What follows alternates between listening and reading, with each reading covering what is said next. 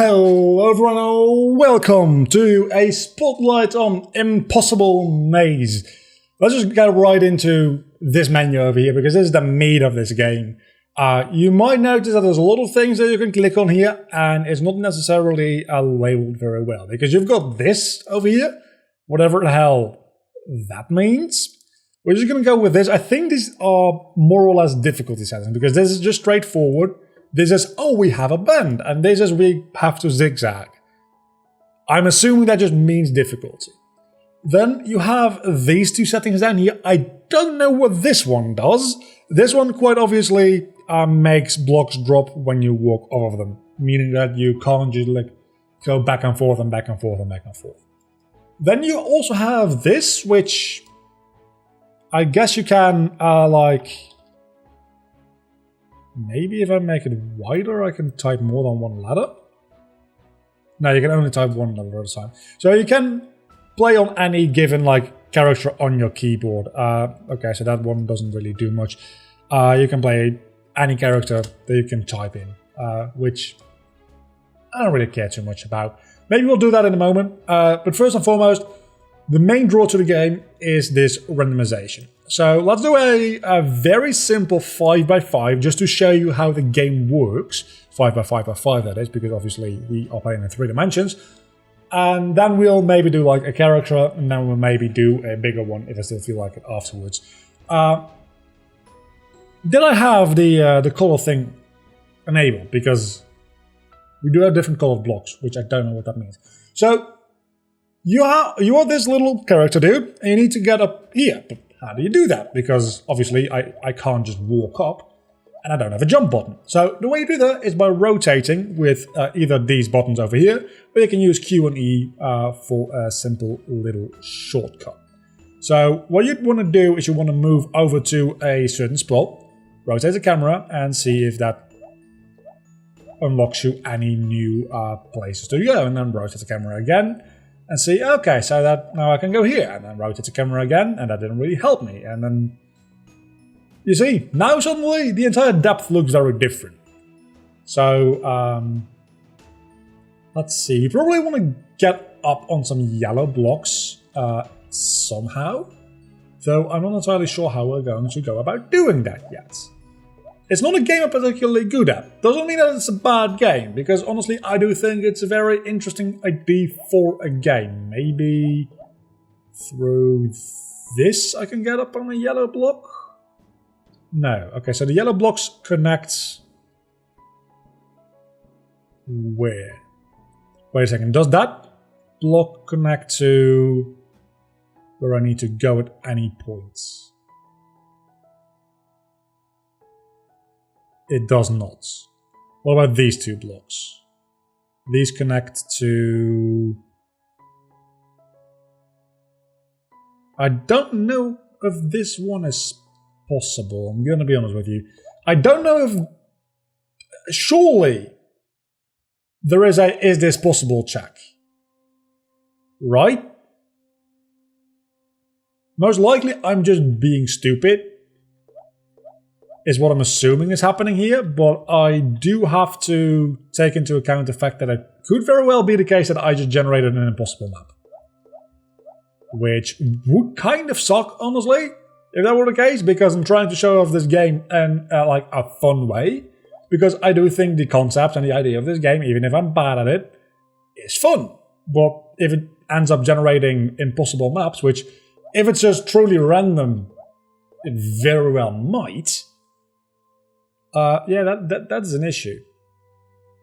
So, can we... Let's try to make it over to this block and then see where we can go from there. Because we can't even jump... That resets you. Space resets you. Okay. You can't even, jump down either. Which, if you could, I think that would... I don't know, maybe that would make the game... too easy, but it makes a lot of sense that you could jump down, right? And it doesn't seem like you actually can. Which, if I could, I would have 2 ways to solve this map already, but I can't. So, this seems to just be a dead end. So instead, let's... Oh, wait, we're on the yellow blocks. I did something, right? And now we win. So let's do a... well, let's do A. How about it? Let's do A. It's very messed up A. You can also zoom in and out by scrolling. And let's see, can we, in some easy way... We don't have a lot of vertical dimension here, which makes maps generally easier, I imagine.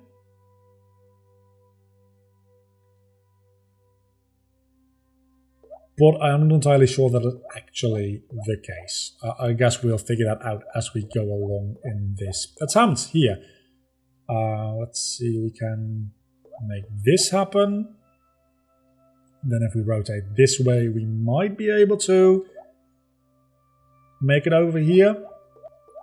See, right now I only have to worry about pretty much X and Y. Whenever you add a Z-axis into it with like more than one value, it becomes a lot more complicated a lot quicker.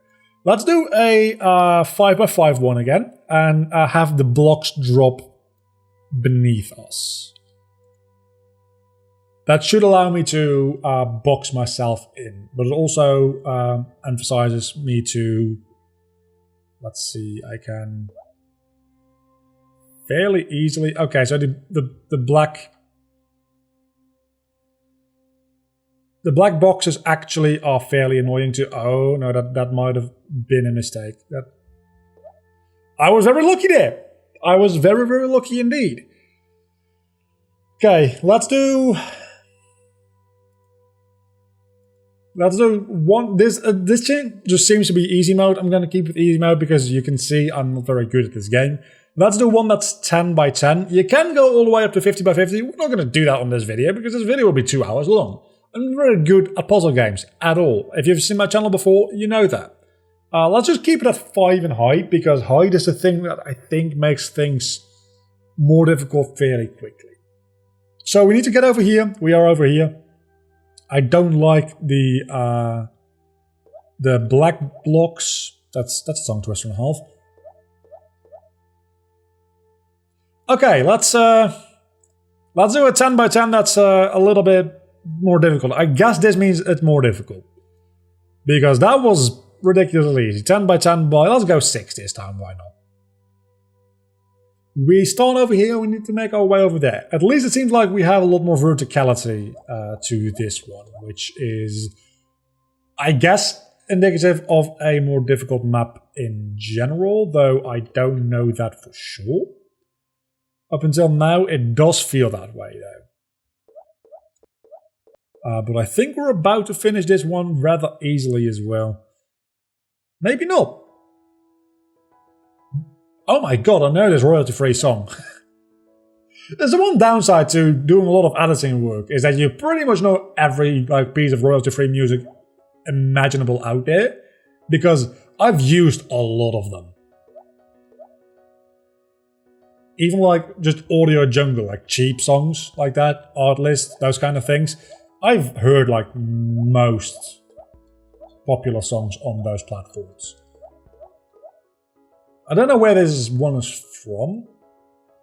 It feels like an audio jungle kind of music, but you guys don't give a crap about that most likely. I just screwed myself a little bit in how far away I am at this point, but we're back up here now, so that's a thing. Let's see, can I get anyone new from here? Let me see. Okay, so let's try to get it over to this block over here. That block over there shouldn't be too difficult to get to. At this point, I am entirely lost where that block is. I think it's this block I need it to be. Maybe? Definitely not. There's no way that block will ever get anywhere close to our destination. Right? Maybe? I don't know. Let's at least make it over to the yellow, because it seems like that would be a good start.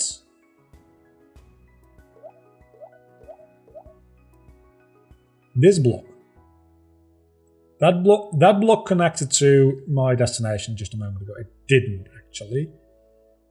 This one does, however. It's that one in the middle there.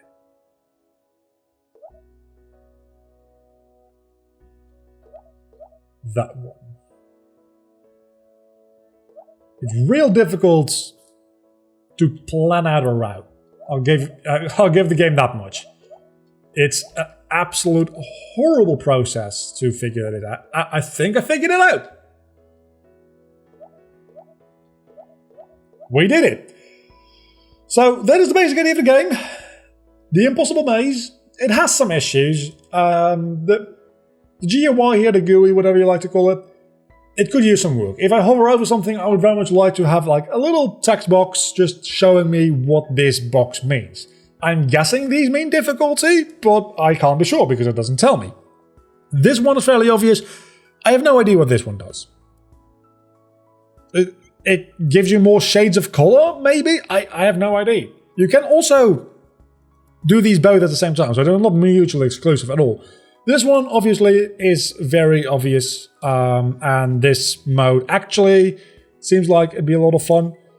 I don't exactly know what this one is, for sure, but I think it is custom-made maps, which is a very neat thing, if that is actually the case, that you can make custom maps. There you go.